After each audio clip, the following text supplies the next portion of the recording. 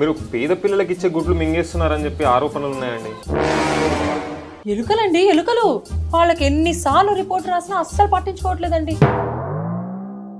ఆడపిల్లలతో చిన్న పిల్లలతో బాత్రూమ్లు కడిగిస్తున్నారంట, దానికైతే ఇస్తున్నారు కదండి బడ్జెట్లు. వీడు ఈ టైప్ లో తగిలాడేంటి? ఆయన నాకు మీ స్టూడియో నచ్చలేదండి. చిన్న చిన్న పురుగులు, కాక్రోచ్లు ఏవీ లేవు. వెళ్ళిపోతున్నాను.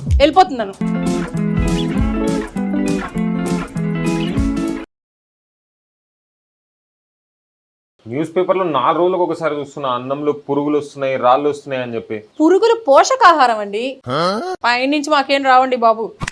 మీకు శాలరీలు బాగా తక్కువ అంటారు, కానీ మీరు బాగా రిచ్గా అనిపిస్తున్నారు. హాస్టల్ కాంపౌండ్ లో అలానే ఉండాలి, బయటికి వస్తే నువ్వు చాలా కంట్రీలో ఉన్నావు బేటా.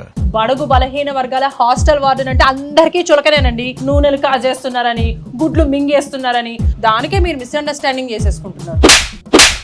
మీరు అధికారంలో ఉన్న లీడర్ కి అమ్మ తరపు చుట్టమా, నాన్న తరపు చుట్టమా? Short term memory loss centre నీకు. హాస్టల్లో అమ్మాయిలు ఉంటారు, రూమ్లు ఎక్కడో ఉంటాయి, వాష్రూమ్లు ఎక్కడో ఉంటాయి. ఇక్కడ రిపేర్లు చేసి కరెంట్ వచ్చేటట్టు చేస్తే మా ఇంట్లో కరెంట్ బిల్లు ఎవడు కడతాడండి? మా ఇంట్లో కరెంట్ బిల్లు ఎవడు కడతాడండి? ఆడపిల్లలకి ఈ ఏజ్ నుంచే ధైర్యం రావాలని, చీకటిని ఎదుర్కొనే చిచ్చరు పిడుగులు అవ్వాలని లైట్లు తీసేస్తున్నారా? మీరు చాలా మంది పిల్లలతో కాళ్ళు పట్టించుకుంటున్నారంట.